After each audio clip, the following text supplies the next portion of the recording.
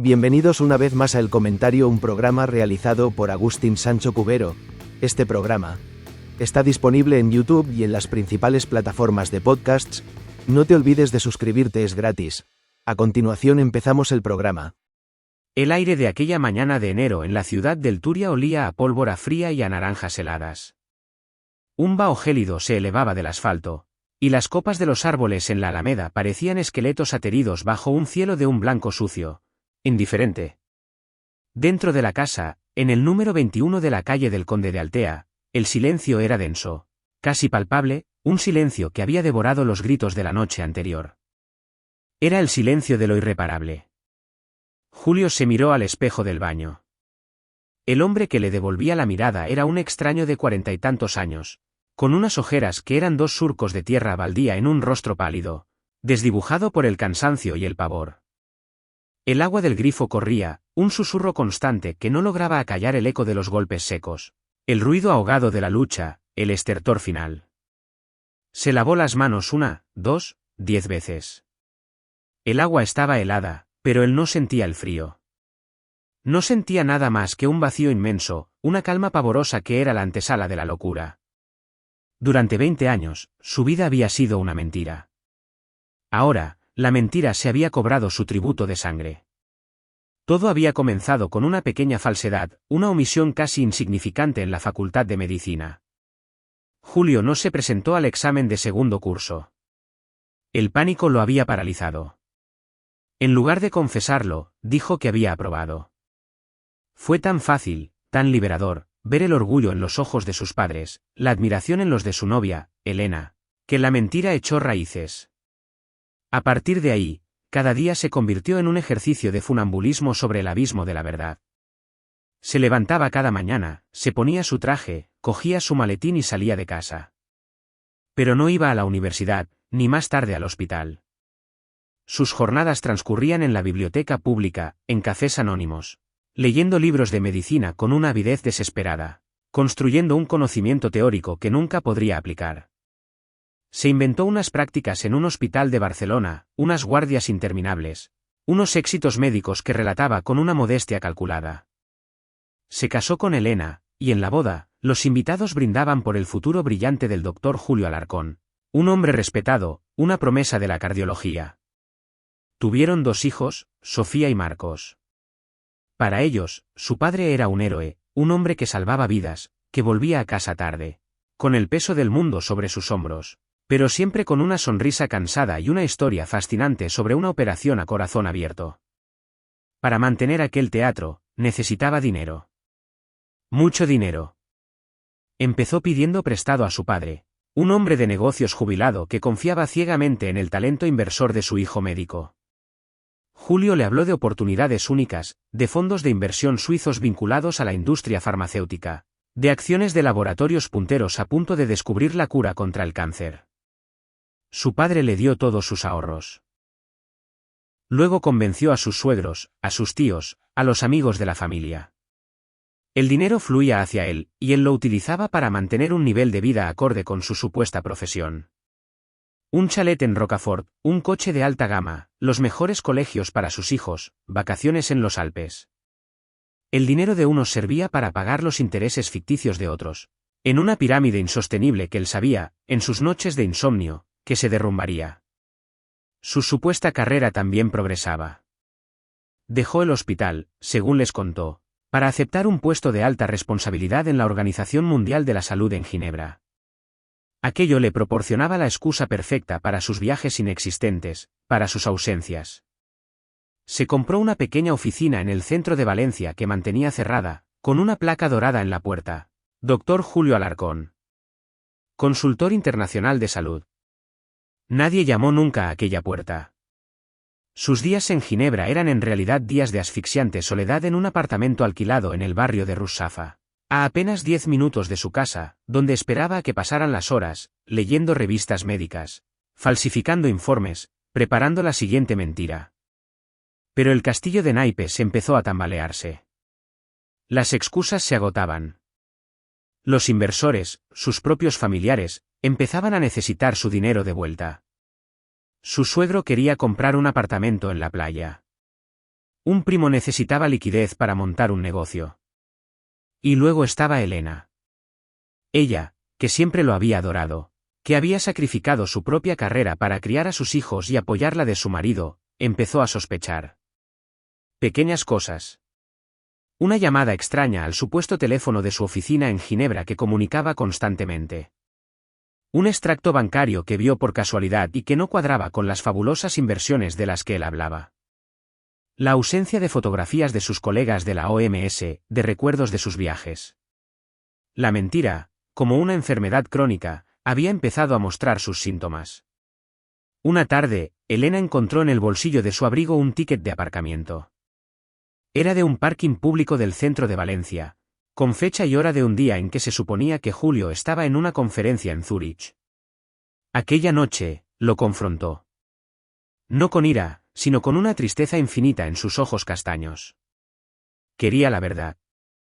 Y Julio, por primera vez en 20 años, no tuvo una mentira a mano. Se vio atrapado, desnudo, patético. El pánico, aquel viejo conocido de sus años de estudiante, volvió a atenazarlo, pero esta vez era un pánico oscuro, primordial. Sabía que todo había terminado. La humillación, la ruina, la cárcel.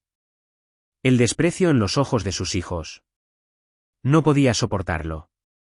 Aquella noche, mientras Elena dormía, él velaba en el salón, con la mirada perdida en la oscuridad. Una idea monstruosa, una solución terrible y definitiva, empezó a tomar forma en su mente. Si él desaparecía, si todos desaparecían, la mentira moriría con ellos. No habría juicio, ni vergüenza. Solo silencio. Un silencio eterno. Se dirigió al garaje y cogió un viejo rodillo de amasar de madera que guardaban para las pizzas caseras de los viernes. Subió las escaleras con el sigilo de un ladrón en su propia casa. El corazón le martilleaba en el pecho, un tambor desbocado que amenazaba con reventarle las costillas. Entró en la habitación matrimonial. La luz de la luna se filtraba por la ventana, dibujando el perfil dormido de Elena. Tan hermosa, tan confiada. La mujer que lo había amado, la mujer a la que había engañado cada día de su vida juntos. Levantó el rodillo. El primer golpe fue sordo, brutal. Y luego, el horror. Después fue a por los niños. Sofía, de 12 años, dormía abrazada a un oso de peluche. Marcos, de 10, roncaba suavemente. No podía matarlos. Eran su sangre, su única verdad en un océano de mentiras. Pero la lógica de la aniquilación se había apoderado de él. Si ellos vivían, sufrirían. Descubrirían que su padre, su héroe, era un monstruo. En su mente enferma, matarlos era un acto de piedad. Les administró una dosis letal de los barbitúricos que guardaba de sus lecturas médicas, fingiendo que era un jarabe para la tos. Los observó mientras se sumían en un sueño del que no despertarían, y luego, para asegurarse, los asfixió con una almohada. Con los cuerpos de su familia yaciendo en sus camas, la casa se convirtió en un mausoleo. El silencio era ahora un grito ensordecedor en sus oídos. Se sentó en la cocina, el mismo lugar donde habían desayunado juntos aquella mañana, y esperó a que amaneciera. El sol, cuando por fin despuntó, le pareció una obscenidad. A media mañana, cogió el coche y condujo hasta la casa de sus padres, en un pueblo a las afueras de la ciudad.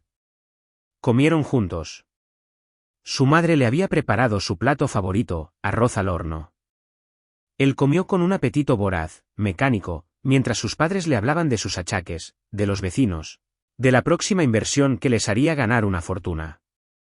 Después de comer, mientras su padre dormitaba en el sofá, le disparó con una vieja carabina que guardaban en el desván. A su madre la mató en la cocina, mientras fregaba los platos. No hubo palabras, solo el estallido seco y el olor acre de la pólvora. Por la tarde, visitó a sus suegros.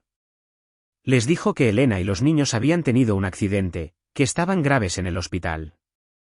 En el coche, de camino al supuesto hospital, detuvo el vehículo en un camino rural desierto y acabó con ellos también. Ahora estaba solo. El último depositario del gran secreto. Volvió a su casa, al chalet de Rocafort que había sido el escenario de su falsa felicidad y ahora era una tumba. Roció las habitaciones con gasolina.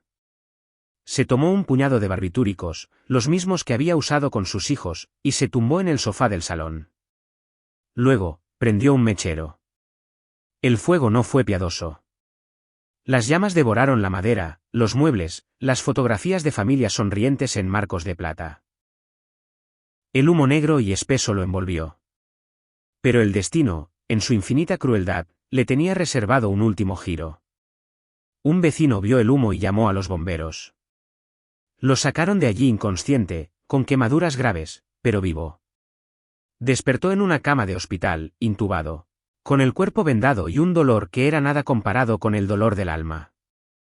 Un policía montaba guardia junto a su puerta. La mentira no había muerto. Solo se había transformado en una verdad monstruosa, una verdad escrita con sangre y cenizas.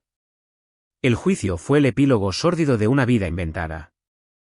Julio Alarcón, el falso médico, el asesino de su familia, se sentó en el banquillo de los acusados, con el rostro desfigurado por las quemaduras, la mirada vacía. Su historia, desgranada día a día, resultó ser más inverosímil que cualquier novela. Los psiquiatras hablaron de un trastorno narcisista de la personalidad, de un miedo patológico al fracaso. La fiscalía habló de pura y simple maldad. Él apenas habló. ¿Qué podía decir? ¿Cómo explicar el abismo que se había abierto entre una pequeña mentira y un quíntuple asesinato? Lo condenaron a 125 años de prisión.